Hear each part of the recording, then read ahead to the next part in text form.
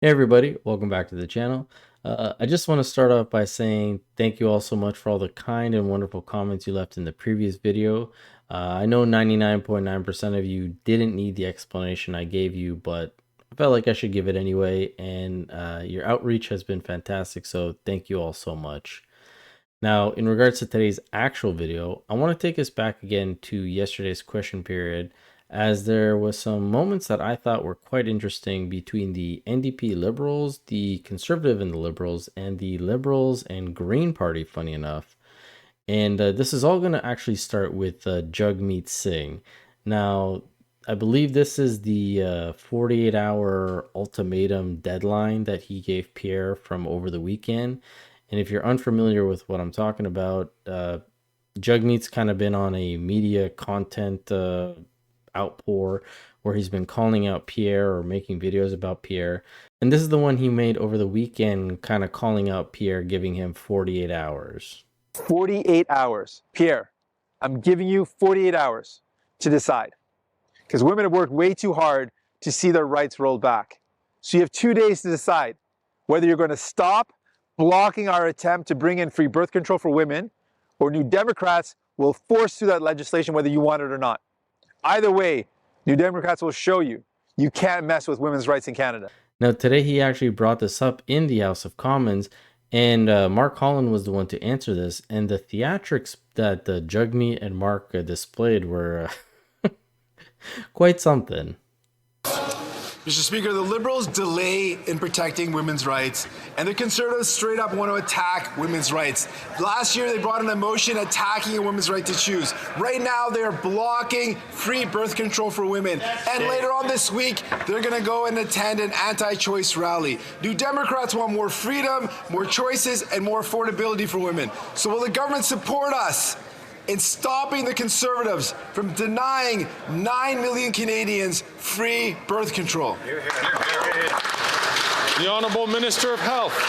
Let me state it clearly and unequivocally. Every woman in this country, every part of this country, must have access to the oral contraceptives that she needs to have control over her reproductive future. Any party that stands in the way of that is standing in the way of basic freedom for women in this country to have freedom and autonomy over their body. I will say to the Conservative Party of Canada, stop blocking this so that women can get the reproductive aids they need to have control over their reproductive futures. Now, I don't know if somebody's got to tell Jagmeet and Mark this, but women in Canada aren't shackled. They have freedom and autonomy over their own bodies already. And this might be an old school view. I might get some flack for this in the comments, but in my opinion, women already have the freest version of contraception out there, abstinence. If you don't want to run the risk of having a baby, you shouldn't be partaking in the action that creates a baby. Now, that goes for men as well. But as they've been saying lately, women are the gatekeepers of sex. Obviously, there are certain incidences that happen out of the realm of normal, which I understand, but this doesn't sound like freedom for reproductive future. This sounds like you're taking the autonomy and responsibility away from an individual and putting it on the Conservatives. And this wasn't the only time this happened. As we see the Conservative Michael Barrett here trying to bring up the whole scandal situation with Randy Boissonnault, Steve McKinnon, the Liberal, decides to bring it back to women's rights again. The Honourable Member from Leeds Grenville, Thousand Islands and Rideau Lakes. The Liberal employment minister got caught cashing checks from his secret lobbying business. Turns out his own department got lobbied and then gave $10 million out, and the minister himself announced it. After 9 years of this NDP Liberal government, it's clear they're not worth the cost or that corruption. How much did the minister pocket, and is the government prepared today to announce that they're going to have the RCMP investigate this latest Liberal scandal?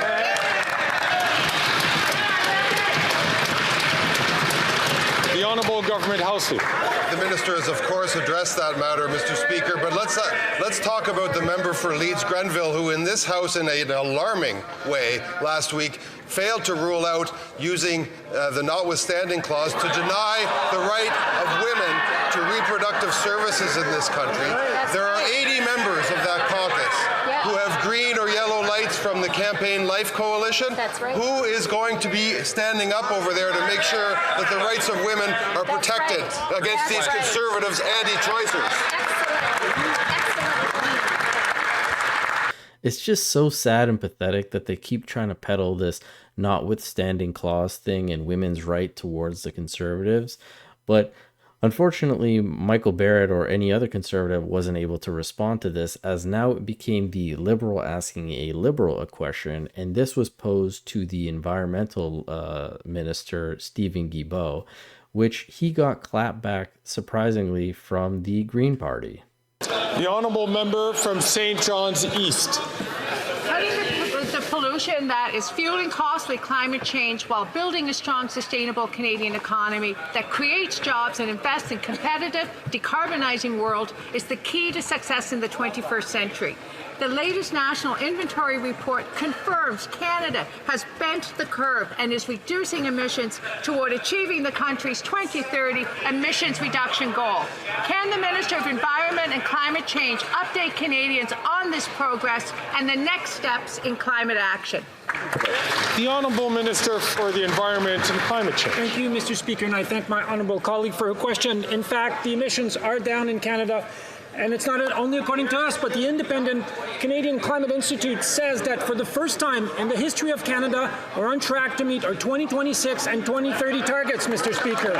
Did I just hear that right? The first time in what, 9 years you guys been in power? Okay, do go on. 44 million tons less pollution in 2022 than in 2019. That's the equivalent of removing from our roads in Canada 13 million vehicles, which is basically half of our existing vehicles in Canada. More needs to be done, which is why we're the first and only country in the G20 to have eliminated fossil fuel subsidies and the only large oil and gas producer to put in place a cap on emissions, Mr. Speaker.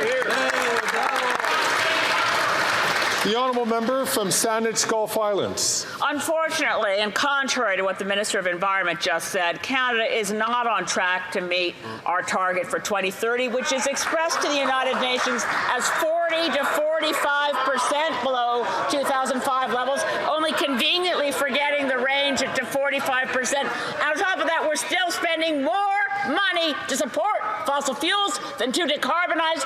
$34 billion on Trans Mountain, another $5.7 billion on fraud, carbon capture and storage, as well as underspending when they promise they're going to spend money on climate.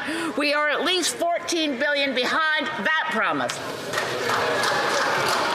The Honourable Minister for the Environment and Climate Change. Mr. Speaker, if you won't take it from me, maybe the member will take it from organizations which you probably know very well. Environmental Defence said, and I quote, "New data released today by the Government of Canada shows that we're finally starting to bend the curve when it comes to climate pollution.